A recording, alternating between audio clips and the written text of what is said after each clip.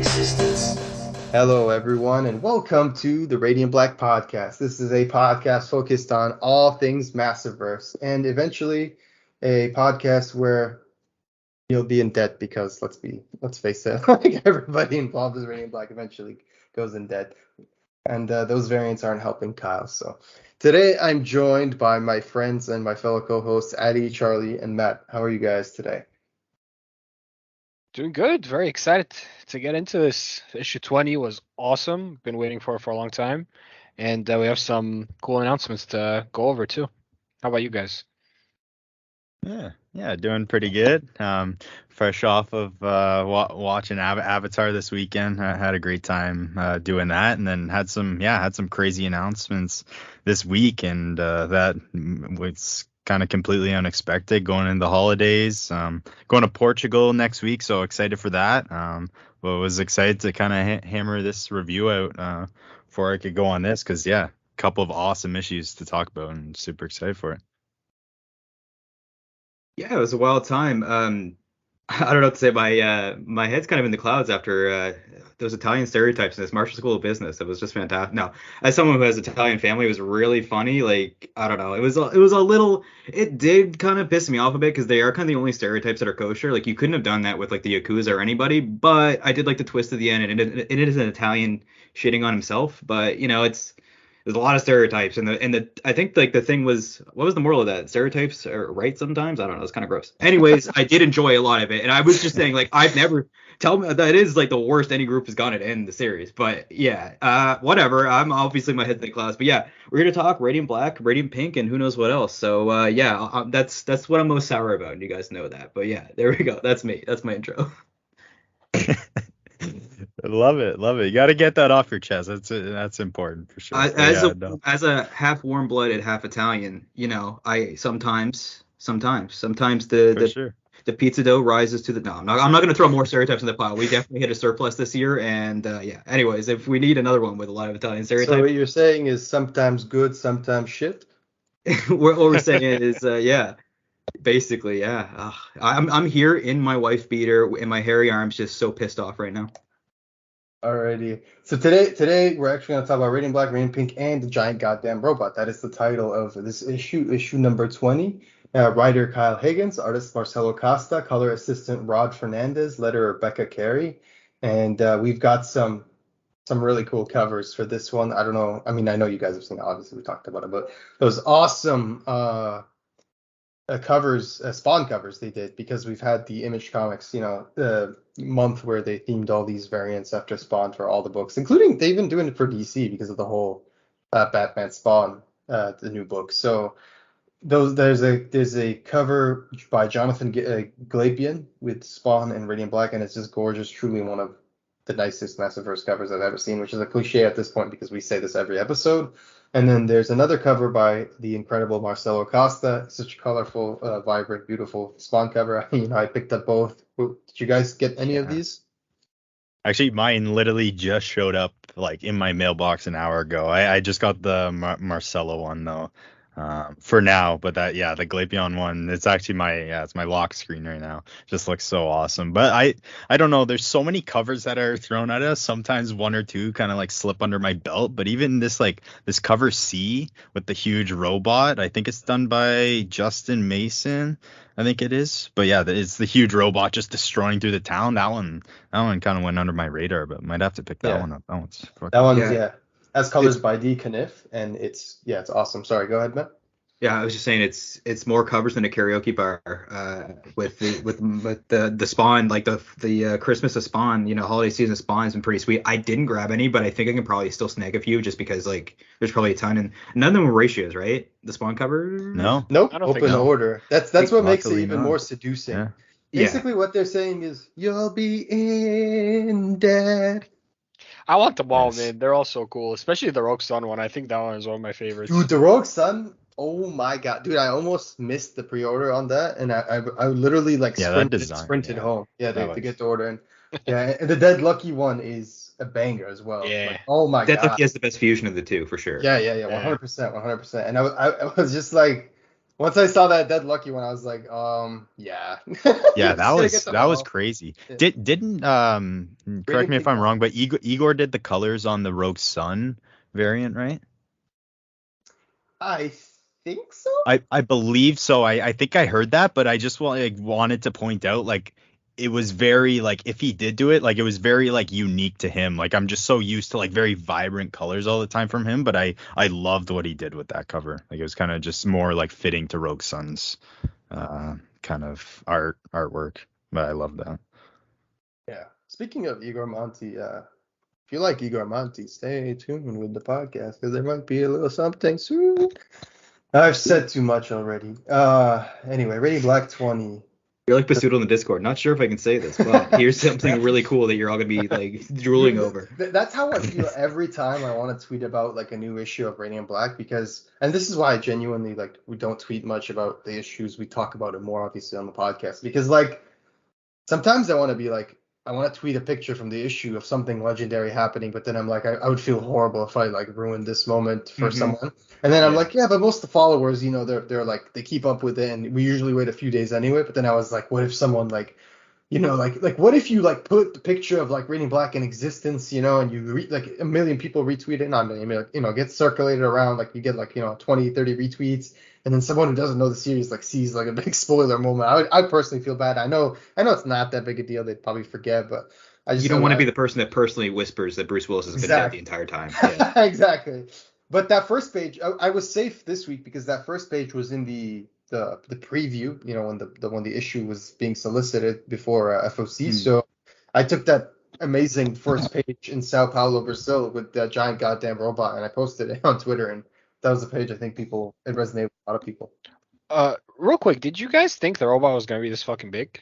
Because it's huge. No, I didn't think he was gonna be that big. And Yeah, it's massive. Yeah, it's a big boy.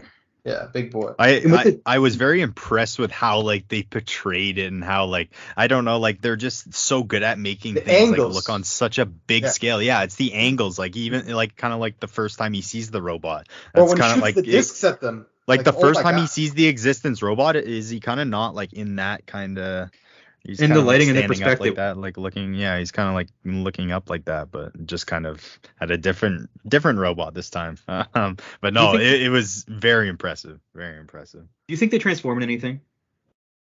I don't know. I bet they like. I don't know if they transform, but I bet like if you told me that like they in like Power Rangers, like each of the colors and their respective robots can come together to form like one big, you know, the Megazord stuff. Yeah, the Megazord. I mean, exactly. It did transform into a robot. It was like a big rock at first. Right.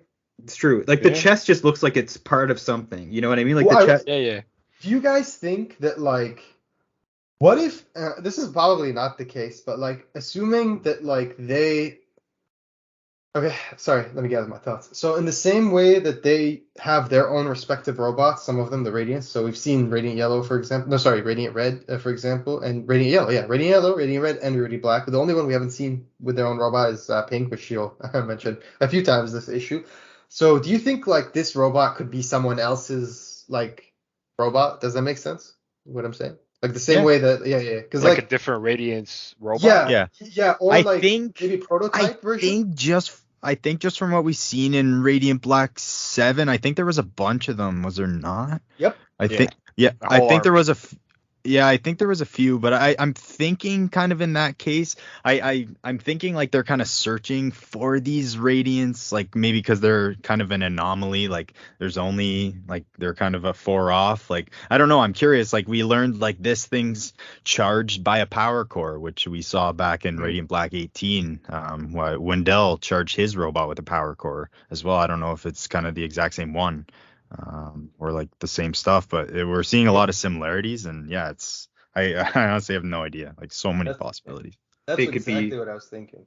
Yeah, they could be like from the same planet, right? And that's where the Radiants came from. Like there is a connection between them and the Radiants. Like they make me think of like the engineers from Prometheans. Yeah, they could be the Energon stuff for them, or, you know.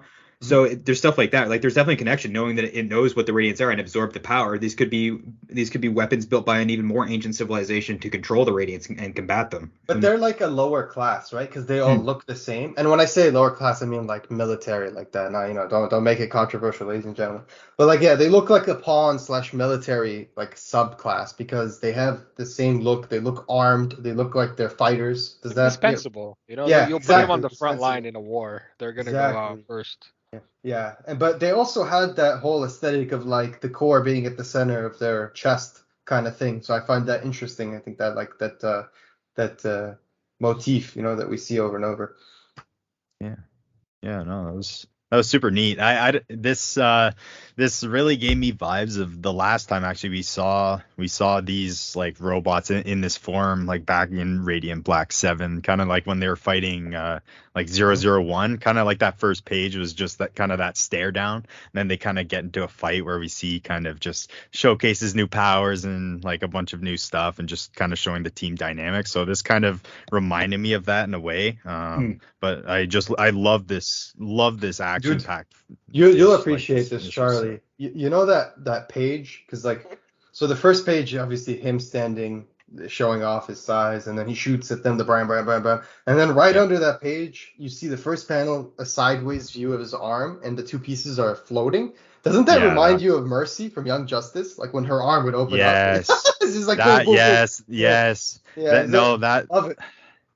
Yeah, no, that's awesome. I do love that. And I think we mentioned this last time, they were gonna have we kind of expected this robot to have some anti-radiant technology, like stuff that would just be kind of effective versus these guys. But it was just cool to see how powerful it was, and like his bullets didn't damage himself. But I love the display. Really, I think the highlight of this fight was definitely Eva here, kind of putting on display with these portals. Dude, Well, he's getting pretty good with these portals. Gorgeous. I love that the background is like this green blur to convey like how fast she's moving. You know what I mean? I just thought that was such a nice little touch. Yeah. Really beautiful page. I do love the pacing of this issue. One thing I don't want us to neglect is like the best title for a comic issue I've read this year, a giant goddamn robot. I think that could be very fitting. It could be funny, could be a hint as well. Maybe he's a goddamn robot. Maybe they have gods. Maybe they have monotheistic religion, and this is a robot. This is what Kyle does to us, man. This is what Kyle does to us. Do you guys remember? And you guys thought I was crazy. Do you guys remember when I told you, like, when I was buying the poster at C2E2? Like, when I wasn't there, but I was at the Whatnot trying to buy the C2E2 poster because I couldn't attend. And then I asked Kyle because he had the cutouts. I was like, Kyle, who is that? And then he was like, oh, that's no one. And do you remember? I went right away to Discord. I was like, guys, you said that's no one. Do you think that's his name? Do you think that's his actual name? Yeah. Because like he said it with such conviction. He's like, oh, that's no one. And I'm like, oh my god, I think it's like 001 or some shit. We had like our own conspiracy theories and shit like that. So Kyle's got us like second guessing everything, including like reality at this. They've got custom emojis. There's no stopping Basoodle. So they just drop these like random emojis with a dash in the circle. Like what? And like they've planned all this shit so well. Like we talk about how in the panel later on, and we have Wendell looking like Charlie with all the connected dots, but Kyle and Co are the ones that really we don't know what this is. He's got podcasts. He'll be like a Hallmark Christmas movie next year. Who even knows what we're getting? It's wild. It's true. No, I love that like Eva just dumped the robot into the water as if like that was gonna harm a robot who came from space. You know what I mean? Like oh yeah, that's my favorite Eva moment. That was yeah. And then my favorite moment is like it's like that moment right before she leaves. That little like her sticking her head out of the portal and saying splash. That's Bugs Bunny Spock right there. 100, that was good. Yeah, that was good. Big Bugs Bunny. That was good. Sure. And even like the whole break is that he comes out of the little rabbit hole and stuff like that when he's not going to Albuquerque. It just works. So how long did it take you to recover your jaw from the floor after seeing this next page and the way they intricately yet beautifully set, so good portrayed how I was Wendell, not expecting to see this kind of stuff in this issue. Dude, this is like one of the coolest panel usages I've seen so far in the entire series. I just love the way it's done. I love the glitchy out of place. The vertical lines. Oh, like beautiful. We're seeing something we shouldn't be as well. Just like Wendell, it's so good. It's so good. No, it's truly like this is wow. Like I'm speechless, truly. Yeah, holy shit. Yeah, just looking back, there's a lot of those giant goddamn robots freaking And then that ready page to with attack. him sitting like Rain Man in the chair, dude. That page.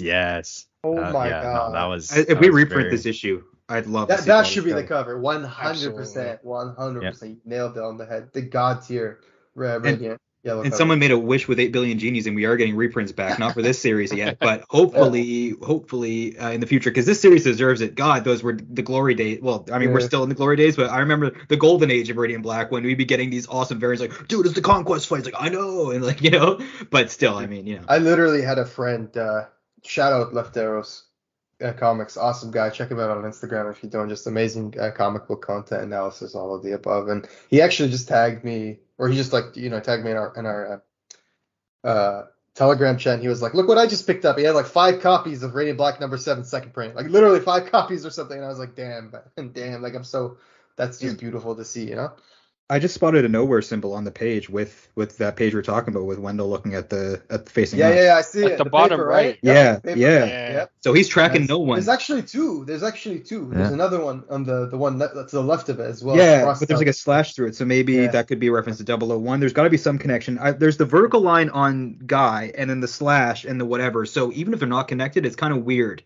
Maybe it's just the tech kind of looks like that in some ways, but I think that's an interesting thing to notice. You guys, No, you guys know the 100%. meme with Charlie Day. Oh yeah, Sunny in Philadelphia. Yeah, Mhm. that's what Wendell's going through right now. Basically, yeah. He needs help. I think we have to keep an eye on these photos though, because this could very well be like Times Square or whatever the equivalent in Tokyo, where we saw all these previews, right? So keep your eyes peeled. Any idea what MK means? It's the At bank. The top It's right. the bank. Yeah, And yeah. also okay. the initials of my ex, which pop up in this book too many times. So. I'm really like, do you guys notice that? Maybe it's an error, maybe it's just the way I'm looking at it, but like 001, his image is in the background. Do you see him? Yeah. And he doesn't have any of the strands connected to him. Isn't that interesting? Well, he's behind the Tokyo So thing, but no specific could be strands, right? You're right. It could be that where it's like that. I guess that means it's a part of it. But That's true. That's still no, I like that. My question is, who's the I like figure it. directly below the chair, directly beneath him? It's like a hooded figure. I can't tell. the one like on the left beneath him. One sec. There's like a rope dangling. It has like a bit of green, right? Yeah, to the right of his foot. I want to say that's Mecha. Yeah, I feel good.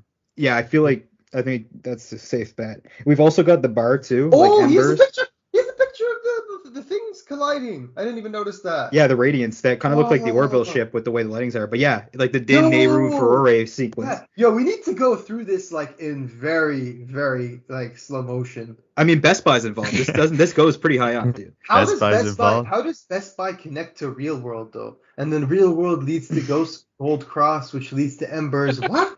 Well, Marshall's probably going with that mafia guy to go do heists on them to get their DVDs. Who knows? Man, but this is nuts, man. This is actually like I didn't That's look hilarious. at it. Oh my god! And they have the picture with the dead Lucky. Yep. Yeah, like they have a picture Yeah. with Times Square and like with all the Oh fucking my billboards. god! And then Japan and oh my god, this is. Yeah, shout out to Costa for this page because like that's a lot of specific locations you're drawing, a lot of stuff that you're being asked of. Like I'd be going insane just trying to do that. It's been done perfectly, and I think this is a very important page that we're going to be looking back on, just like the panel before, because the time travel element on top of this already complex story is interesting, and it looks like all paths lead to war, despite what Wendell's been trying to do. Yeah, no, it's crazy. It's so much bigger than when they show you, because like the next page shows you like the full room, and you're like, okay, like this is. When you're living in that Getting on all that one four bedroom. walls, go. Yeah, No, all but this stuff is everything important. leads to war. Like all paths lead to war, though, and that's to me that's the most interesting thing. That's what he's trying to do, right? He's trying to find a way out of this. Yeah. Except one. But more importantly, all be- paths lead to corn you know, as we get new metal it's gonna references. be one. Did you guys realize that these people in the news, these are like real Brazilian news reporters? Like Oh, really? Marcelo, That's nice to know. Marcelo and Eduardo were talking about it. They were tweeting it in Portuguese, so like I translated it and it was rough translation, so it wasn't perfect, but like they did link the Instagram pages to these respective people, so these are real That's reporters. cool. That's And cool. I thought that was really cool. That's I mean, cool. It'd be sweet if Brazilian people would have him on, like the people that he had on here, just to talk about Radiant Black, because like this is a This major guy- book. The bald guy has like 200,000 followers or something. So he's like a huge, he's like a big like person in Brazil. Like I think even one of our Brazilian listeners, as well as like members of the community, I don't want to pronounce his name wrong, but I think he also pointed that out. And then he also, I think it's Akele Antonio. Akele. I'm so sorry if I mispronounced that. Let me know how it is pronounced. How dare you, sir? Antonino. Just messed it up. Akele Antonino. I think that's his name on Discord. But he's one of our Brazilian members of the community, listeners, and he's just an amazing guy. He has his own pod, I think, where he talks about other pop culture stuff that's really good, and he's done some interviews with Melissa and everything. So check that out. Oh, nice. And yeah, he I think he pointed this out as well, and he also said, and he pointed out that this is a little bit of a tangent, so I apologize, but it was Marcelo's Costa's birthday like a day or two ago, and his partner sent him like a radiant black cake. It was really cute. I don't know if you guys saw it. Yes, I did see that. Cool. Yeah, just really cool. So if you haven't seen that, check it out. It's just super adorable, very wholesome, and yeah, just overall. And if you make someone a radiant red cake, include a nail file. Just a reminder. Yeah. So yeah, back to Lockport, Illinois, from Indiana in the next one. So we see Nathan's freaking out, and I just want to point out Marshall would have a profile picture where it's Orson. he's trying to get the brownie points. You know what I'm saying? It reminds me of Straight Dogs a little bit. Not quite as animated, but yeah. I love that. I just find that so Marshall though. But he's like, Brazilian robots, are you okay? Where are you? And it's just like, come on. And then you see his face sticking out of their house window, Marshall's house window, and he's like, I'm at the house. Where are you? And then he just portal in, and that's where Eva sees Nathan just out the window, just gawking at them and that's when they meet for the first time. And he's like, oh hey, Eva, Nathan, hey Nathan, Eva. I love that little moment. I know some people said that the comedy was a bit much in this issue, but honestly, personally, I love it. I love it. That's definitely risky after Guardians of the Galaxy and James Gunn just like introduced the world to comedy. No, I'm just kidding, but like it has been a thing superhero stuff where a lot of people do sound the same. I enjoy it. It's comedy subjective as well, right? So like a lot of the jokes landed for me, but yeah, I can see it's a risk, but I don't think that we've reached anywhere near critical mass yet. Yeah, some people take this shit too seriously. Like every issue of every comic, whether it's Massiveverse or not, has to be like Alan Moore, like like revolutionary, like changing the game. And I'm like, like this comics, just enjoy it. We'll get those, but they don't. It's not every day.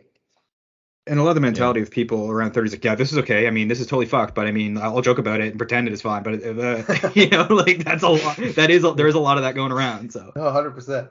But you guys knew like earlier on the issue. I feel like we all knew like foreshadowing that the robot was gonna return. So just seeing this, like, I think it's safe to say we're all Godzilla fans on this podcast. I know Matt loves Godzilla, so like this is pure like Godzilla, like straight up. Yeah. This is Godzilla, like this is like straight Godzilla right here. So or it's kaiju, like it's or kaiju, exactly. Yeah, but you get it. Like it's just beautiful. Like this is the kind of like, boom, boom. You know what I mean? Like it just the vibes were there. Yeah. And I was sweating, like legitimately sweating in real life at this point of the issue, because once I saw that panel highlighting that we were back at Embers, I was like, no, please, Kyle, please don't like collapse four different levels of building on him again. Like I just kept thinking they were gonna do that. So yeah, I don't know. I was nervous. Yeah, so we do have a new bar. Sorry, Charlie, what were you saying? I guess I was just saying you gotta stay wary when you're around there. Just gotta kind of just second guess everything and just I guess I don't know. Just make sure nothing happens with the roof, and you'll be good. Yeah. But no, no, go ahead. I was gonna say there's a lot of housekeeping that we have to do, right? Because there's a lot of characters that don't quite know information, stuff like that. And like it's good to remind us that hey, like Eva hasn't even been to existence yet, stuff like that. So like that could happen potentially even in her own series. I feel like that maybe is a tease, and it just sets us up, and reminds us that. Also, I do want to say the drawings of these basketball players is really good. Like I'm like 100% sure. I'm 100% sure that's like a Chicago team or something. It says Iowa. I think it's Iowa. The other one was good. Yeah. Oh yeah. So I'm pretty sure like this is. And we go to Iowa later. They're probably real players. Like if we look this up, right? Like at this point. But I just want to say, I really appreciate. Maybe this is just me, but I really appreciate that he conveys these characters like it's not monotonous dialogue in the sense, or it's not dialogue where they all sound like it's the same character or like it's, you know what I mean, the same voice. It actually, you could tell Eva is a younger character because she's impatient. You know what I mean? And she's sassy. She has that like teenage sass where she says Dare I like, say "I'm entitled? yeah, Dare I say yeah, a little yeah, entitled? yeah." Let's put it in entitlement. Let's just like, Not all young I'm people. sorry. Hashtag not all.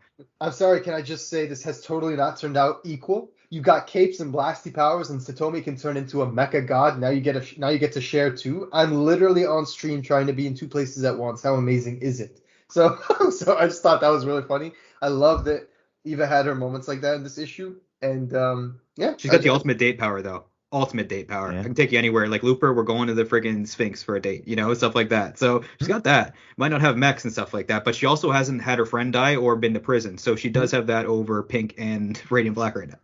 And for all the definitely fellow, due for like a power up, right? Because we've seen dude, she's Satomi gonna get a go robot in. in her series. Oh right? yeah, for sure. Yeah. She still hasn't met hers. Absolutely. The robot will probably save her from that. Like, I don't want to spoil it. Anyway, I think we all believe that she'll get a robot. I at least hope it. And I just want to say that for all you continuity buffs, here it is. I don't know. She says verbatim. I don't know what that means, but cool. I think and definitely still jealous. Like this huge charities team I've got coming up, it would be so much easier if I could have a double. So the Radiant Pink #1 takes place shortly after this arc, or at least this issue, because we see the charity stream and her friend Maddie trying to facilitate the whole stream and everything. Yeah, So- in Pink one. Yep. So we've got a problem again. Giant robot spotted this time in Wisconsin. So they said they dropped it in the water, but it didn't seem to help. No shit. So now they're back at. So now they're going to Port Washington, Wisconsin, where it's a whole mess. But I will say I'm just a relief that's not the Embers this time. You say that the water didn't affect it, but I did notice that they had the people that work for Morrow, they had a gigantic bowl of rice, like right off panel. No, I'm just kidding. That's a really shitty joke. But yeah, no. Also, I would bet my life that Eva, like, even though there's a great draft menu, I don't think Eva drinks that much beer. I think she's maybe a vodka lover. I don't drink that much beer anymore. Yeah, I'm just saying, she does not come across to me as the target demo for beer. Is she even Yeah, of no, age? think Like, you're is she? right Do on we that. have an age? She's in the bar, That's true. and her girlfriend was going to college, so I would assume That's true. so. She's probably. Unless Z is like Seth Rogen in Pineapple Express. So Yeah. So scratch what I said, but she's not a teenager. She's probably like a young woman, like in her 20s. Yeah. It's probably like 21, 22. Yeah. Yeah. Yeah. Yeah, let's She's say 21 that. and savage, I gotta say. No, okay, no, we're not. That's terrible. No, she's Man, this great. suit up moment on this next page Mhm. was Yeah. awesome. Like he Yep. definitely took his time with this one. This one really looked just perfect. Like they kind of just gave the space on that page for it, and it really looked awesome. Led into an awesome fight too. Kind of just Yeah. fucking gets a sword out of nowhere. Like this was so cool. Like I was like, what the fuck? Like shunk, like an energy blade comes out of this giant robot's hand, and then some awesome fight comes down. But I was just like, what else can this thing do? I'm like, holy crap. No, Came it's true. from space. How is space going to hurt it? I love how Eva's the Yeah, that was good. That was good. Yeah, That was like Eva is the voice of reason amongst these like seasoned adults who read comic books and all this shit. Like I just find that hilarious. I want to meme of that panel of when Nathan's yelling, guys, like it's almost like the meme of like it's coming, get ready with like the hurricane, and the guy turns away, the tornado or whatever. Like I dig it, and the face, it does kind of remind me of Nathan's face from what you call it? Oblivion Song. A little bit of Oblivion Song vibes, not a ton, but yeah. I like that like last minute they escaped and they realized, okay, we gotta wreck it. But we have to go somewhere where we won't destroy it. I appreciate that, after Man of Steel, I think all pop culture writers have been taking this into account in some sort of fashion. This is interesting. This is the moment I want to discuss the most. Actually, right here Corn? is the corn and Iowa. So, yeah, what do you guys think? I think it's funny. It's interesting. What are your guys' thoughts? You guys new metal fans? I loved it. I thought it was.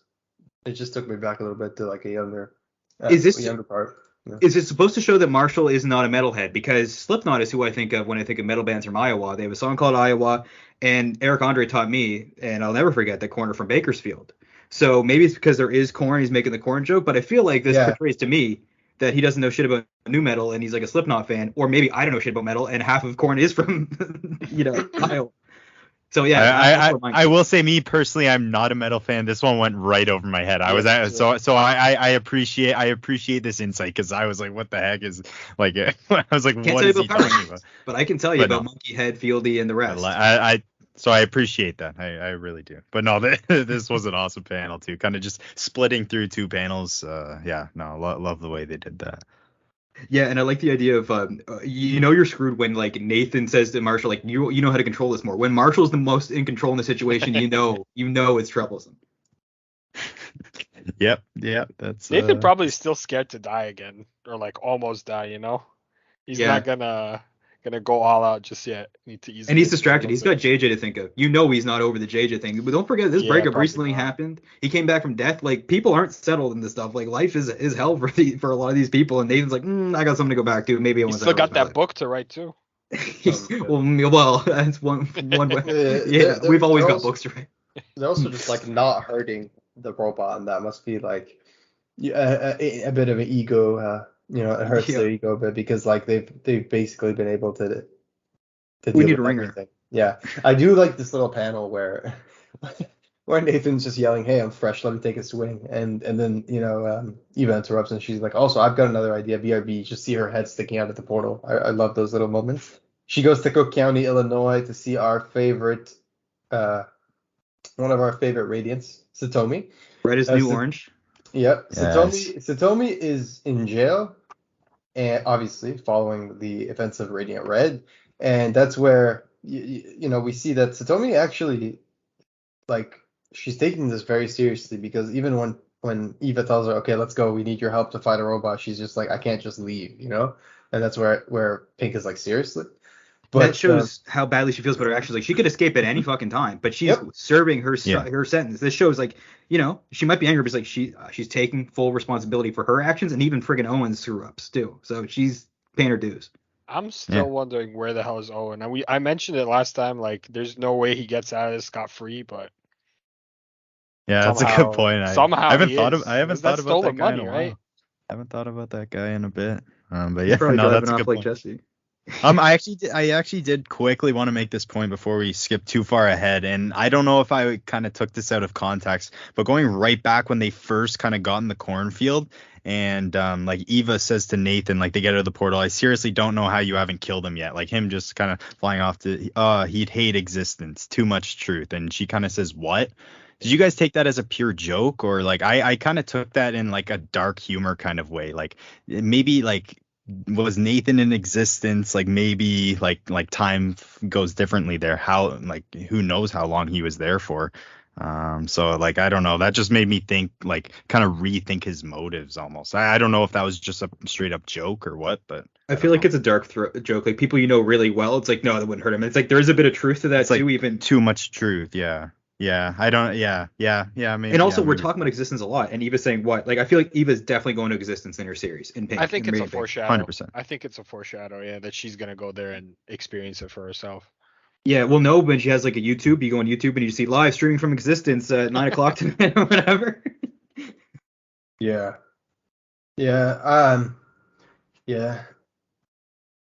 And the crack already, like, it shows they've tried everything. Like, they gave it a lot, and even like at the beginning when we saw the bullets getting launched back at them, like, they're pretty organized. And even with working together, you kind of gotta get the whole team together, sans Wendell, to do this. When we get Red, Red looks like a friggin' beast in this, and like, Red is the heavy hitter when you need muscle. Yeah, she just beats the, like, kneecaps this dude. Friggin' that was fucking awesome. Yeah, that's what I wanted to say, is like, Red is the really strong powerhouse here, because she's the one who ends up doing the majority of the damage, to the point where I honestly feel like without Red's assistance, like even though she kind of needs them in a sense, because you see her put her hand on Radiant Black and suck basically get a power up for her mech armor, get the Hulkbuster mode basically, and he triggers his cape mode when she does that. So I thought that first of all, that was really cool. I love that. And then I thought the page where you just see her just launch into the air, but also just seeing all the Radiants together again, I feel like that's something we've all been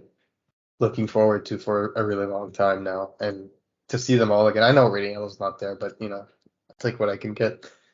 Yeah. Just to see everybody here again fighting using their respective powers. It was such a delight. It just genuinely made me so happy. And yeah, I got a Radiant question. Red is powerful. Like she's scary powerful.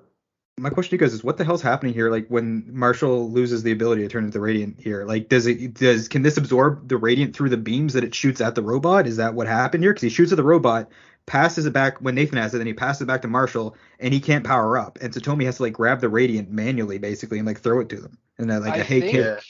I think maybe these robots were originally created to fight the Radiants, kind of like Mecha. Remember how Mecha broke through Marshall's Yeah. energy or whatever? I think these robots are kind of the same thing. Yeah. They have this sort of just anti-radiant technology. Yeah, It's yeah. just there.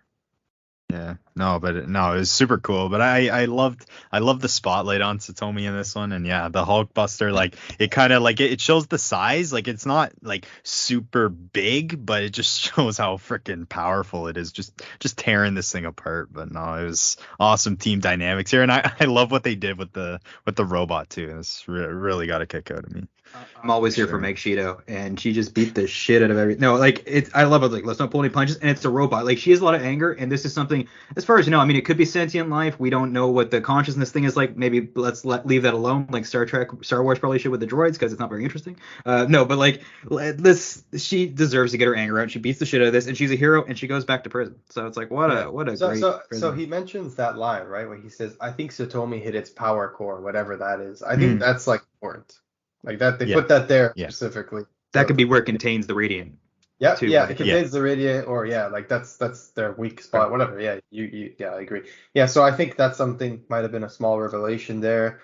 I do. It just, like I said, it's just nice to see all of these people in the same panel again. And then she teleports all the stuff away. So no Iron Giant today. Hopefully those went to hopefully they went to a volcano or something. Do you like that? Did you like that Satomi turned to Eva and was like, "Take me back"? Yeah. Did you think? Definitely Did you expected think it, she for sure. wasn't? Yeah. Did you expect that? I guess. I think so. I think so. Just the way she was before, like so like she's like, oh, I can't leave. Like just kind of the way she was at first. I think she just really wants to serve her sentence. Or I think maybe there'll be some bigger stakes coming along that will force her to actually come out, and they'll give her the pardon to come out and fight. Yeah. But I remember. Who knows? Yeah, I messaged you guys. I messaged you guys right after I read this, and you guys read that. And I told you, I was like, "Do you guys think that like she went to the warden and was like, look, I need to go help them?' Or I don't do you think so. I don't you think so. think That's what I not was this gonna say. I time? think Okay, there's gonna be and if that's the repercussions. case, yeah, my question is like, do you think she's gonna have a problem? Like, is there going to be consequences for this? Because clearly, they're like, let's see. Maybe they thought this through because they were already at Iowa, which is isolated, when Radiant Red came out. So I'm thinking maybe. No one was to report on it. That Red Yeah, was nobody there? might not report. Maybe if someone has like Morrow has like a satellite or something, they could like see it. They could see it from above, because it was just like a big disturbance in the area. But I don't think any normal like human beings saw that, because the whole intention behind going there was to go somewhere that's isolated. So my only question is like, do you think do you think someone's gonna realize that Satomi left, or do you think maybe Radiant Pink did some like two places at once bullshit? I don't know. Like, I I think really they don't know know. she left. I think we'll get a scene in the future potentially if it's out that Red was out of prison. I can see a guard or a warden's like, yeah. So apparently Radiant Red was spotted out there, and it's like, oh well, good thing she dealt with whatever she needed to do and went back home or something like that. You know what I mean? Like there could be a scene of like, hey, respect. Like I Just came turn a back. blind eye. Yeah. Yeah. That would I be think cool. someone That'd can be cool. use it to like blackmail her. And the next issue is called Blackmail, is it not? Okay. Yep, it's called Blackmail. The I see. title of the next issue is called Blackmail. So Yeah, I think you're onto something. Yeah. even if it's not, Definitely, even if they're not definitely. blackmailing her, we did talk about how there was other opportunities to blackmail others, right? There's a lot of opportunities to blackmail others from previous issues. So I'm just curious, do you guys think we're gonna get to a point soon within the next couple of issues where the world is going to know who Marshall and Nathan are? Do you guys think it'll get there? Ooh, that's a good one. I'm curious, like, Because that just happened to BB, right? Yeah, that's true. And I know for me personally, like I've been curious about this Radiant Black 21 cover. Like it might just be for the cool cover, but having them both with the Radiant Black Hmm. costume on. Right? So I Plus, don't wasn't know. that an earlier cover and they switched it, right? This It was was, meant yeah, to, that yeah, that's the one I got turned into a phone case. That's like one of my yeah, favorite freaking covers. beautiful That thing's cover. fucking amazing. Yeah. But yeah, yeah, I'm really curious about that. But no, yeah, I think yeah, you might be onto something for sure. Or maybe Marshall and Nathan, if they're in each other, blackmail the Radiant Black. Maybe they're fighting with each other and like they know shit about each other and things maybe get heated and they're not on the same page. I don't know if we're going towards Yeah. that because we seem to be that, but there's a lot of stuff in the universe that could lead towards the quote unquote blackmail, or who even knows? Maybe Marshall and Nathan are gonna start like a weekly email newsletter or something like that too. I I You mean, mean, that never is know. the name of the letters. Yeah, that's what. Ooh, Yeah. Yeah. the page at the end with the garage where they put the robot in the garage. Do you think that's like 100? I told you guys what I think, that that's gonna come back to bite them in the ass. Do you Yeah. agree or disagree? Yeah. I Yes. believe it. That's definitely not a good idea. They should have dropped No. that in the middle of the ocean. Yeah. Like, what the fuck are They they should have thinking? like asked Satomi to like mold some lava shit around it or something. You Yeah. know what I mean? Yeah. Like this is sketchy. That's why Yeah. that's why I'm thinking like identity and stuff, because I'm like, they literally have the tech in their backyard at this point, Is this Marshall's house?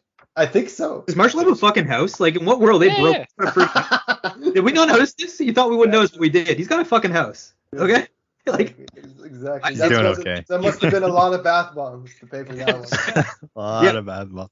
I mean, maybe he got it for a cheap price because there's always kids like shit talking you as you smoke on the deck, but who even knows? Like, I don't know. But yeah, the garage, that's definitely come back to bite them because like what stays in the garage, what you put in the garage doesn't stay in the garage always. No, So yeah. exactly. Yeah. Oh my god. I really enjoyed this issue overall. I thought this was just like, it's elevating. It's setting up the Catalyst War, and it's everything you want out of Radiant Black, to be honest. I know some people said there was a bit much comedy. I personally didn't feel that way. I loved it. I thought it was good to balance out a lot of the emotions and the seriousness with some levity. I loved it. You guys, what do you think? Yeah, it was awesome. The last issue left us on a cliffhanger, and this issue definitely delivered. I appreciated the pace, right? Like it's been a while of like world building and stuff like that, and it's very necessary, but it's nice to have that pace and get the gang back together for some a lot of fun moments in this, and I liked it. And in the binge, this will be a nice quick issue to like read through and then get you hyped up for more Robot Wars. Yeah, a lot of cool moments with just radiant powers we haven't seen before. Freaking cool robot action here. So yeah, what's not to like really? But no, we learned some more stuff. I like kind of how this led into Radiant Pink. So I also really enjoyed that setup, and yeah, can't wait to see for that next one. And I just also want to say this shirt they released this month too is freaking awesome. I love that. Oh yeah. That cover B. Yeah, good call. Yeah, I want to say before we end it, obviously this episode will cover the quick Marshall School of Business, which was by writer Salvatore Vivenzio, who, by the way, followed the podcast like right after this issue came out. Just saying. So, and so if you're gonna say something, I'm just kidding. Artist Nicolo Lapi, who I believe is Erica Dorso's partner. So it's really cool to see him doing cool. art. And and then letter, of course, Becca Carey. Well, I thought this was a strange like Marshall School of Business, just because tonally, like, it was very different from some of like, I felt like it was completely Marshall with a gun, like he's like Yeah. Gatlin people in the streets. but The like, hook was really good. I did Yeah. like the hook. Yeah. Packed a punch. It was good, and and there are stereotypes. I'm just there's merit here. I just found like Marshall was like weird in this, and like the first he's got the freaking Rick and Morty lips going. Yeah. But yeah, I'm Yeah, not he does. Yeah. It's fucking awesome. In that last panel too, just a fucking white face too. Yeah. Yeah. Yeah. And those Rick and Morty lips again. That. It's art. It's gonna affect someone differently who's right. And like I'm not complaining. I'm not saying I never want to see anything they do again. I'm just saying like that's the taste I had in my mouth when I read it, and I think about it a lot. So yeah, and I'm not saying don't create art ever again. That's the thing about art, is it invokes an emotion in you. If it doesn't, if I just flipped through this and forgot about it, it would be probably it'd actually be something to take umbrage with.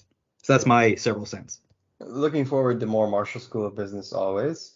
Before we end this episode, we just want to say there's actually a huge announcement this week that we were going to mention at the beginning, but we were so excited to talk about Radiant Black. that we saved it for the end. So Gizmodo just came out with this amazing article written by James Whitbrook that says Patton Oswalt and Rachel Leigh Cook are heading into a world of superhero noir in No One. Radiant Black has become a smash hit for Image Comics, now playing host to a whole rainbow of radiant heroes and villains. But its next big thing isn't bright lights and big superheroes. It's a multimedia thriller about murder in a world of heroes. And IO9 has your first details, so check that out. The 8th addition to the Massiveverse series is No One, a 10-part thriller penned by Radiant Black's Kyle Higgins and former Detective Comics scribe Brian Buccellato, with art from Nightwing's Geraldo Borges and colors from Mark Engler. Set in Pittsburgh during the wake of a gruesomely public spate of killings known as the Richard Roe murders, No One follows the tumultuous ramifications of the murders that has birthed a new political movement, copycat killings, and Pittsburgh's own vigilante hero, the titular No One, a new mass mystery promising to get justice against the elite at any cost. Accompanying the new 10-issue comic will be a monthly podcast series called Who is No One? An in-universe true crime podcast with a superhero twist starring Rachel Leigh Cook and Patton Oswalt, as Pittsburgh Ledger reporter Julia Page explores the mystery behind the city's new vigilante. So there's a preview, and the podcast will release alongside issues of No One itself over 2023, so every issue comes up with an episode, and it is produced and directed by Higgins, who, if you know, of course, was a sound editor at first, so I'm very excited to hear this podcast. It will feature both original art from Englert and music from Spectacular Spider-Man and Batman Beyond's Emmy-winning composer Christopher Carter. In 2011, I quit my job as a sound editor to write Batman, Nightwing, and Deathstroke for DC Comics. Now, 12 years later, I could not be more excited to return to old roots for my next series in the Massiveverse, Higgins said in a statement provided to IO9. Brian, Geraldo, and I, along with a host of wonderful collaborators, will be exploring the issues of our times across the mediums of our times. The news, political, and entertainment cycles that dominate so much of our lives. This is our ultra-contemporary take on an urban vigilante. Similar to Radiant Black, we're excited to push the boundaries on what a modern superhero experience can be. So there's a little bit more to the article. I won't read it, check it out. But what I will say is that the book releases March 15, 2023. They've showcased some covers. There's like 4 or 5 covers, including one by the incredible Tom Whalen, who we love, of course, here. And there's an incredible one by Goni Montes. There's a beautiful cover with Radiant Black and No One by Geraldo Borges. And there's just so many. I don't remember all of them. But the Tom Whalen one I remember because we love those the Helmet variants.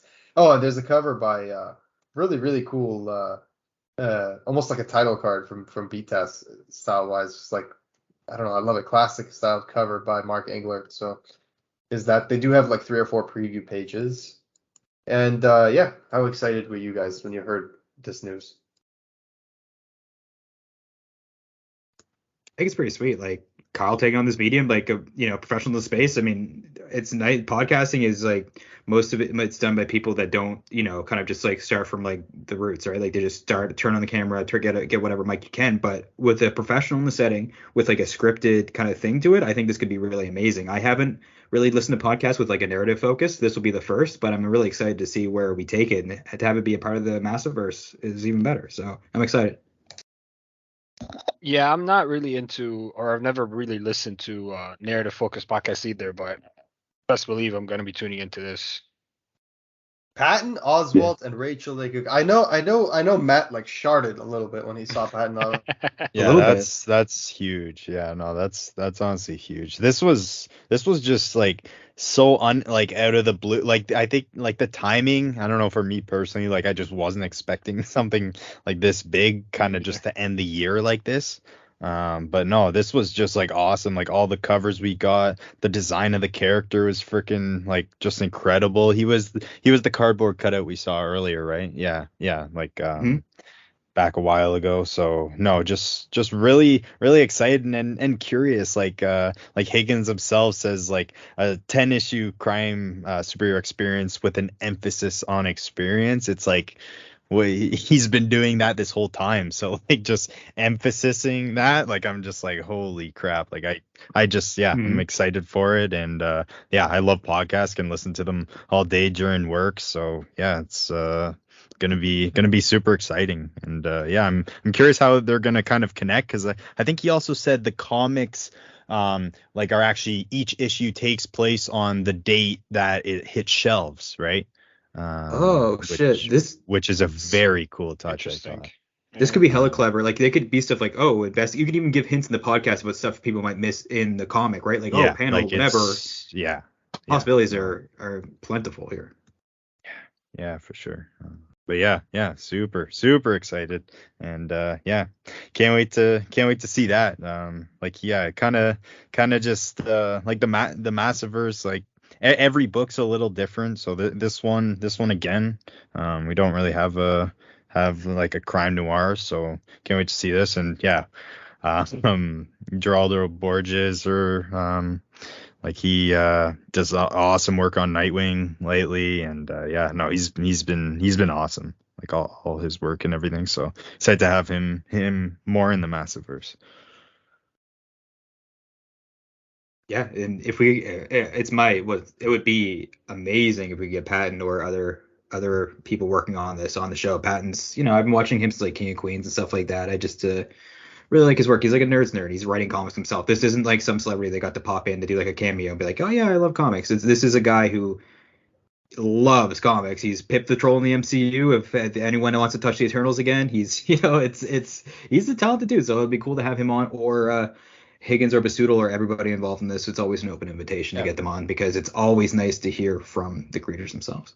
I think it's time to get Basudal back on, to be honest. I've been thinking back to the time we had him on. I really enjoyed talking to him. It was a lot of fun for sure. He's just awesome. And I kept thinking about, like, because we were making a video about some of the Massiveverse creators, and we wanted to make. I thought about making one for Michael, but like, given what he said, he's like, he doesn't like to be in the spotlight and all that. But like, he's so important to all of this. Yeah. And I say that as a consumer, and I say that as someone who's been reading comics for years and years and years, and beginning to understand some behind the scenes stuff from talking to people who are involved, both at the comic shop level and at the industry level, like from creating comic books. And it's really interesting, because if you look at other interviews before, and I have these screenshots because I'm fucking weird, okay? But like, I have these screenshots of interviews. For example, I have a screenshot from an interview where someone was, and it's a written interview, so it's text, it's on a website,